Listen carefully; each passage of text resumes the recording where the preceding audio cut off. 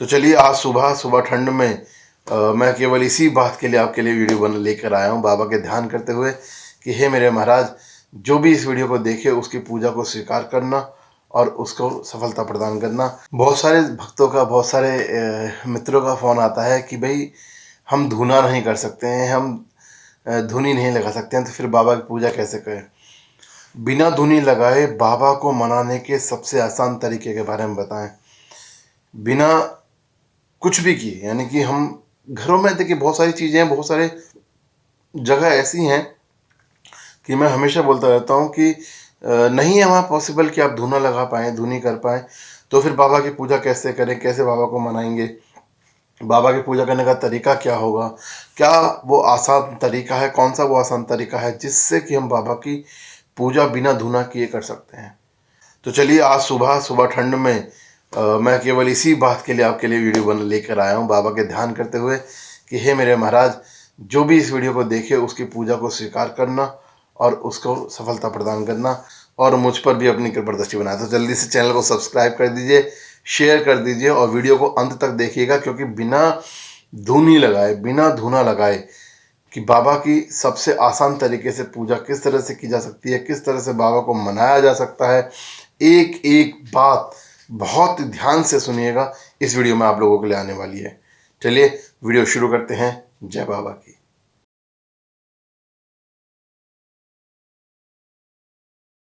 जय गुरु गोरखनाथ, जय हो धाम आहार की जय, बागड़ की सरकार की जय, मेरे गोगा जी महाराज तेरी सदा ही जय, बोल श्री गुरु गोरखनाथ महाराज की जय। तो स्वागत है आप सभी भक्तों का, सज्जनों का, देवियों का, चेला गोरख का यूट्यूब चैनल जो आप के प्यार और सपोर्ट चलता है और मेरे गुरु महाराज की कृपा से चलता है। तो प्यार सपोर्ट बना रखें, शेयर सब्सक्राइब करते रहें। तो आज हम बात करने वाले हैं पूजा की, कि जो भक्त बिना धुनी लगाए, बिना धुना किए जो बाबा का धुना लगाते हैं, धुनी लगाते हैं।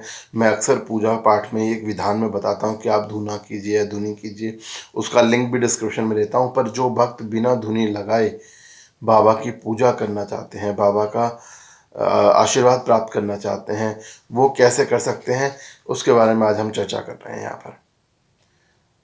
तो देखिए, मैं आपको बता दूं कि भक्तों, पूजा यहाँ से होती है, आपके दिल से निकलती है। आपकी मन मस्तिष्क, जब आपका मन और मस्तिष्क दोनों एक साथ हो जाते हैं तो आप बहुत अच्छी पूजा कर पाते हैं, बाबा का ध्यान कर पाते हैं। और वही एक तरीका है, सबसे आसान तरीका, कि जिसमें आप बिना धुनी किए बाबा का मना सकते हैं, बाबा की पूजा कर सकते हैं। अब वो करते कैसे हैं वो बताता हूँ मैं आपको। सभी साथियों से अनुरोध है, भविष्य फाउंडेशन, जो कि भविष्य education and performing art foundation है, एक समाज सेवी संस्था है, चैरिटेबल ट्रस्ट है, जो बच्चों की पढ़ाई लिखाई के ऊपर कार्य करती है, जो बच्चों के सामाजिक उत्थान के ऊपर कार्य करती है, जो महिलाओं के सामाजिक उत्थान के ऊपर कार्य करती है, जो कि इस सर्दी में अलग अलग तरह के कार्यक्रम करके गरीबों में खाना, कंबल और जो भी जैसा भी सामाजिक कार्य हो सकता है वो कर रही है और करती रहती है। उस संस्था में दान देकर आप अपना सामाजिक सहयोग कर सकते हैं। संस्था में दान कैसे दे सकते हैं? बहुत आसान तरीका है। आज की डेट में आप यूपीआई, गूगल पे या पेटीएम या फ़ोन पे के ज़रिए दे सकते हैं। उसके लिए नंबर मैंने यहाँ पर स्क्रीन पर भी दे दिया है और नीचे डिस्क्रिप्शन में भी दे दिया है।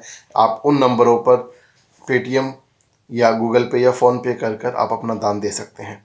समाज सेवा के कार्य में आप सम्मिलित हो सकते हैं, या आप अपने गांव, शहर में संस्था के साथ परमानेंट जुड़कर उसके मेंबर बनकर, उसके साथी बनकर भी कार्य कर सकते हैं। बैनर तले आप संस्था के नाम के बैनर के साथ में अपने अपने यहाँ पर, अपने अपने स्थान पर कार्य कर सकते हैं। संस्था में जुड़ने के लिए भी आप कांटेक्ट कर सकते हैं, डिस्क्रिप्शन में डिटेल दी हुई है, आप संस्था से जुड़कर कार्य कर सकते हैं। और मैं आपको यहाँ पे एक बात और बता दूं कि दान देना भी ईश्वर की आराधना करना होता है। तो आप कैसे कर सकते हैं? देखिए, सबसे पहली बात तो यह है कि मैंने हमेशा बताया कि आपका मन मस्तिष्क का पवित्र होना ज़रूरी है, और उसके लिए आप चाहें तो स्नान कर सकते हैं, चाहे तो पंच स्नान कर सकते हैं। स्नान तो सब जानते हैं, आपको नहाना है, धोना है अच्छे से।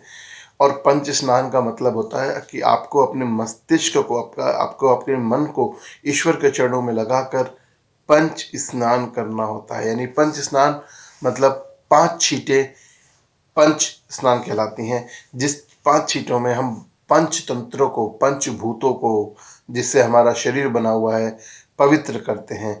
देखिए, पता बहुत सारे लोग करते, ऐसे बहुत सारे लोग करते हैं, पर बहुत सारे लोगों को इससे शायद अर्थ नहीं पता है। पंच स्नान में हम पंच महाभूतों को अपने जागृत करते हैं और उनको पवित्र करते हैं। हमारा शरीर, देखिए, भगवान, भ ग व अ न, भ भू, भू मतलब पृथ्वी, ग गगन, गगन आकाश, व वायु,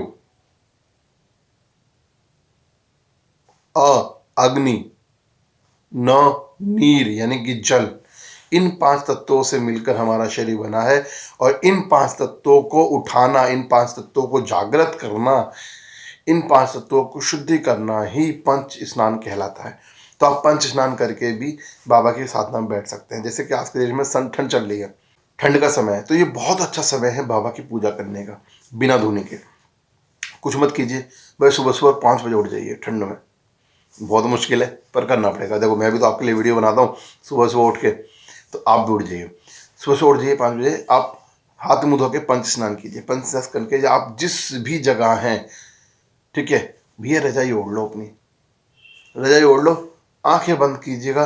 बाबा, जैसे ही आप आंखें बंद करें तो ध्यान रखिएगा, आंखें बंद करने के बाद आपको यहाँ पर मस्तिष्क में अपने बाबा की छवि आपको यहाँ पर उकेरनी है। बाबा की छवि देखनी है, आपको याद करना है, मेरे महाराज को, बाबा को याद करना है कि हे महाराज, मुझ पर अपनी कृपा करें। और जैसे ही आपको मस्तिष्क में बाबा दिखाई दे जाए, उनकी छवि दिखाई दे जाए, उनकी फोटो दिखाई दे जाए, या उनसे आप कनेक्ट हो जाएं कि हाँ भैया, मेरे बाबा मेरे साथ हो गए, बस तभी आपको मंत्रों का जाप करना शुरू कर देना है। तभी आपको उनकी पूजा शुरू कर देनी है। मन मन में ही आपको उनका मंत्रों का जाप करना है, पूजा शुरू करनी है। और एक बात मैं बता दूं, हो सकता है कि पहले 10 दिन आपको फोटो भी दिखाई ना दे, आपको बाबा भी दिखाई ना दे, आपका मन भी ना लगे, किंतु मैं आपको एक बात बता दूं, कुछ हो या ना हो, आपको आधा घंटा आप पकड़ के बैठ जाओ कि मुझे आधा घंटा जो है बाबा के ध्यान में बैठना है ऐसे,